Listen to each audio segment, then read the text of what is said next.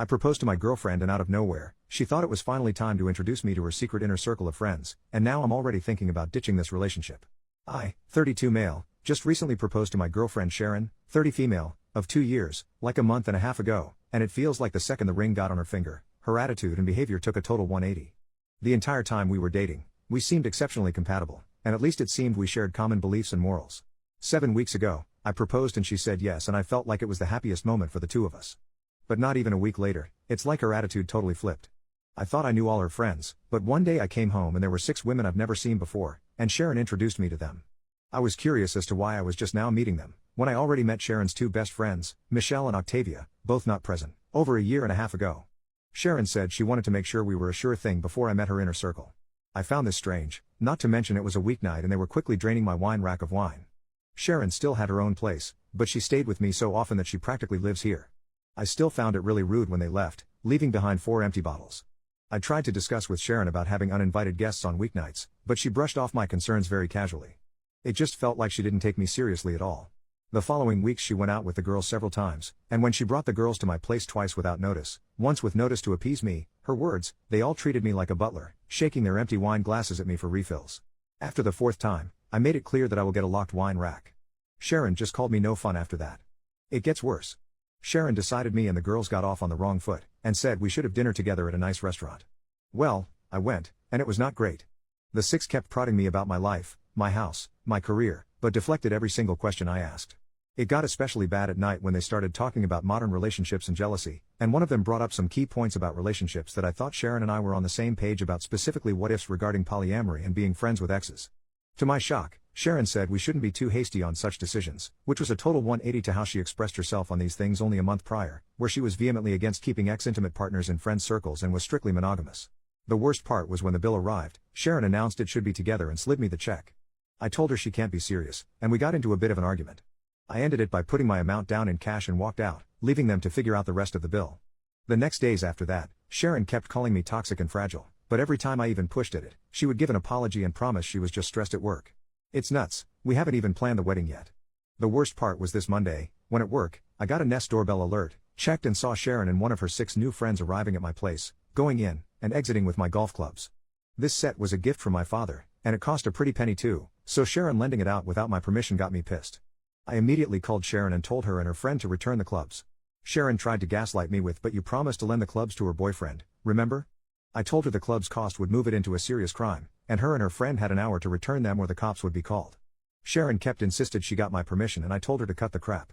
Well, not 45 minutes later I got another notification of Sharon and her friend coming back with the clubs and going inside, leaving them, and then Sharon's friend flipping off the Nest doorbell on the way out. I got home and saw Sharon's friend literally just threw the clubs right on the living room floor.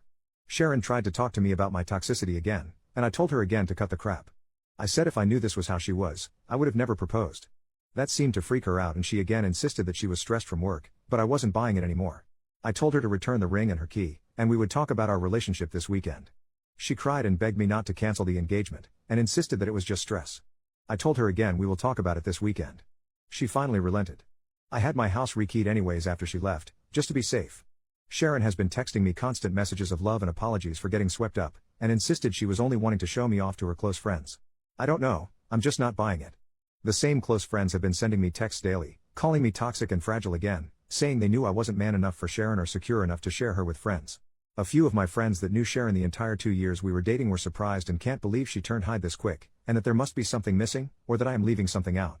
They say I must have said something to trigger her friends to act like this, and I had to have been the jerk somewhere along the process. I dunno, it's a lot to take from all directions right now. I feel like everyone is playing a prank on me or something. Literally, how does this happen? Update 2 days later, Sharon's been gone now for an hour. The breakup is official, I have the ring back. I did talk to Michelle via Facebook and Michelle said her and Octavia were cousins of Sharon, and Michelle also said she knew the 6 and didn't care for them. Michelle didn't say much more than that. I did meet Sharon's parents, and they both seemed to like me, and the topic of Michelle and Octavia never came up around them. None of our finances were intermingled, yet, but it was planned for later this month, which won't ever happen now. I invited 3 of our mutual friends, Casey, John, and Mike, to be here when Sharon got here. Sharon showed up and was surprised to see we had company. I said they were here for both of our sakes. Sharon wanted to phone 3 of the 6 to come over to even things out and I refused, and I used the club theft as a reason. Sharon sat on the couch very dramatically and then asked if I really wanted to make this public. I outright asked why she changed so much after the engagement, and why she hid the existence of the six. Sharon then went in again about how she insulates her inner circle until a partner is vetted. I called bull crap. I met her parents. What's more inner circle than your parents? Sharon tried to deflect, but I wouldn't have it. I pointed out how for the last month, her friends dropping by cost me nearly $500 in wine, which she by the way made no attempt to reimburse. I also pointed out her trying to make me pay an 8-person dinner bill without asking me first. She again said she wanted to show how great a guy I was, and how she clearly misjudged me and was disappointed in my attitude. I then asked about the clubs. She tried gaslighting with you, totally said it was okay, remember? And I kept saying bull crap. Mike piped in. He knew the clubs were a gift from my dad and I was highly protective of them. He too called bull crap, and that's when Sharon turned her attention to Mike and John, saying, isn't he getting forgetful lately? Don't you remember when he forgot that one date? And neither of them was buying it. I finally said forget postponing the wedding or canceling the engagement, the entire relationship is going to end if she isn't going to be straight with me.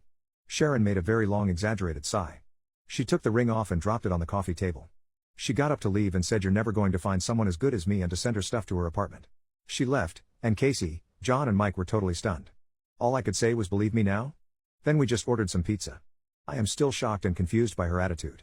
I'm sure the heartbreak will come next, but right now, I'm just kind of numb. I still feel like this isn't real lol.